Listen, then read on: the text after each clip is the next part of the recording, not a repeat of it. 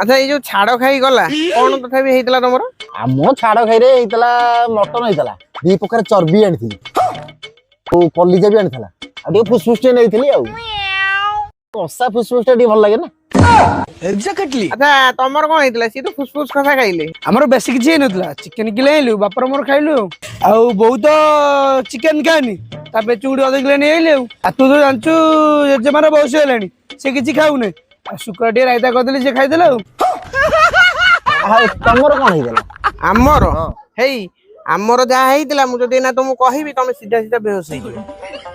ଯେତେ ପ୍ରକାର ଆଇଁଷ ଆମରି ଘରେ। ହେଇ ଚିକେନ, ମଟନ, ଚୁଙ୍ଗୁଡି, ରୋହି ମାଛ, ଭାକୁର ମାଛ, କଙ୍କଡା ଆଉ ଏତେ ଆଇଁଷ ସରିଗଲା ଲାଷ୍ଟକୁ ଅକ୍ଟୋବର 16 ଟିକେ ନାକୁ ଆମେ ଖାଇଛୁ। ତାହେଲେ ଏତେ ହେଇଥିଲା? ସେ କଥା କଣ କହିଲା ଆକ୍ଚୁଆଲି ଆମର କଣ ହେଇଥିଲା କି ଆମର ଏତେ କଣ ଆମେ କାହିଁ କରିବୁ। ଆମେ ଯୋଉଠି ରହୁଛୁ ଆଖପାଖରେ ପଡୋଶୀ ଅଛନ୍ତି, ସେମାନେ ତାଙ୍କର ରୋଷେଇ କଲେ, ଆମକୁ ତାଟିଏ ତାଟିଏ ଆଣିକି ଘରେ ଦେଇଦେଇ ଗଲେ ଆଉ ଆମର ଛାଡ ଖାଇ ହେଇଗଲା ଆଉ। ତାହେଲେ ଭଲ ଖାଉଛ ହେଲେ ମାଗିକି। ଏକ୍ଜାକ୍ଟଲି। ମଗା ଯଜା ସଂସାର କେହି ନୁହେଁ କାହାର, ଦେଲେ ନିଜର ନଦେଲେ ପର।